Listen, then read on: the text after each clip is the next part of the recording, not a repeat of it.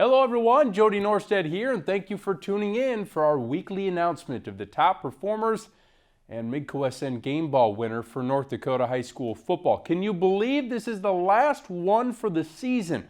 We'll be sending out our 9th Game Ball this week, and a huge thanks to our sponsors, Farmers Union Insurance, for helping us make that happen throughout the year. We hope the players, coaches, and fans have enjoyed this as much as we have. All right, so let's get down to business. Some of these were playoff performances and some were in critical final regular season game contests. It's moments like these that really bring out the best. Let's take a look at our 10 top performers. We start with a former Game Ball winner. Cade Feeney won the top prize in Week 6. This week, the senior quarterback and defensive back helped the Patriots secure the WDA title by passing for 100 yards and a score, while also rushing for 86 yards. I know those numbers aren't gaudy, but his defensive play was huge too. He forced a fumble that he recovered and also had an interception on defense. Those 2 turnovers were massive in helping Century defeat Bismarck in a tight ball game, 20-10. Cade Garcia, worth a mention too, for rushing for over 100 yards and scoring twice. He's a dynamic running back. Bishop Ryan's Jackson Feller showed up big time in the Lions' first-round victory over New Salem Glen Ullin. Feller scored 3 times, racking up over 170 yards on the ground. He also finished with a couple of sacks on defense against the Holsteins. The Lions have a huge challenge in Bowman County in the quarterfinals. Bismarck High's Nick Hins did about everything he possibly could to help the Demons pick off the top-ranked Patriots. He hauled in 9 passes for 157 yards and a score, plus he intercepted a pass on defense, albeit in a losing effort. But Hins has made some big plays this fall. Junior running back Trey Jacob helped Linton-HMB pick up a round 1 win against Surrey. Jacob ran wild for 300+ yards and 4 touchdowns. He also tallied 13 tackles on defense. The Lions played Beach in the quarters in an all-Region 4 showdown. How much wood would a woodchuck chuck if a woodchuck could chuck wood? Well, St. John Woodchucks quarterback Adam Jolly chucked a lot of wood by leading his team to an upset win on the road over Mayport CG. Yes, I did that in one take, by the way. Jolly tossed a touchdown pass, but it was his rushing that lit up the scoreboard. The senior and 2018 All-State pick rushed for 146 yards and 4 touchdowns.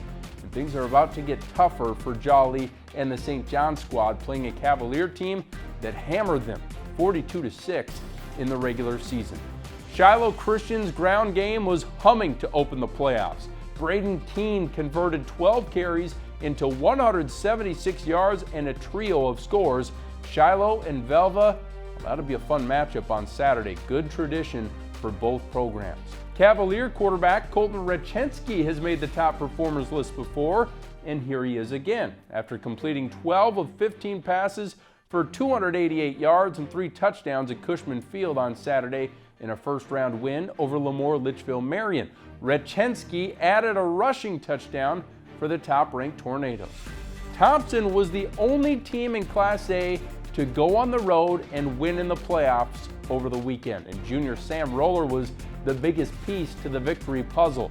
He carried the ball 30 times for 143 yards and 2 touchdowns. He also threw a touchdown pass and intercepted a pass on defense in the close 20-6 victory.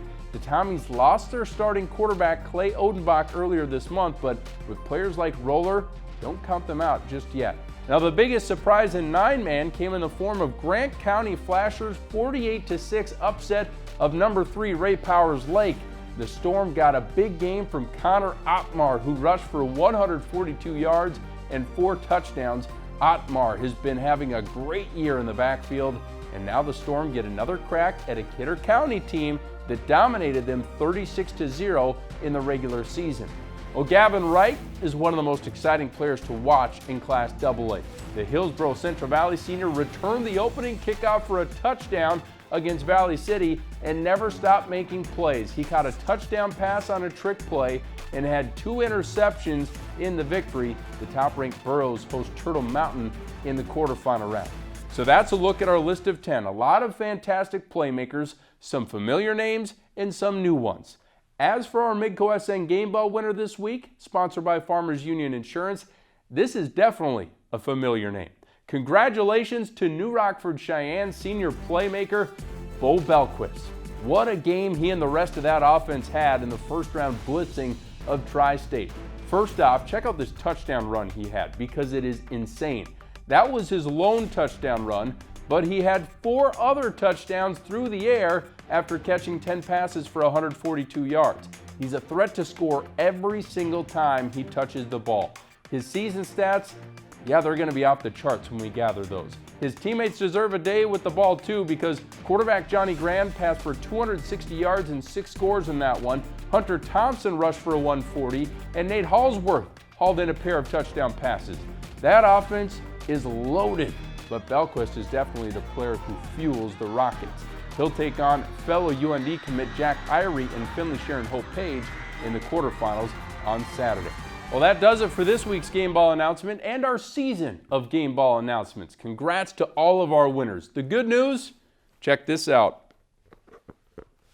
We're going to give out game balls for boys and girls basketball for the first time this year. So that'll be on tap soon enough, and I'll be begging for your help. You can bet on that. Thanks again for watching, and enjoy some playoff football over the weekend.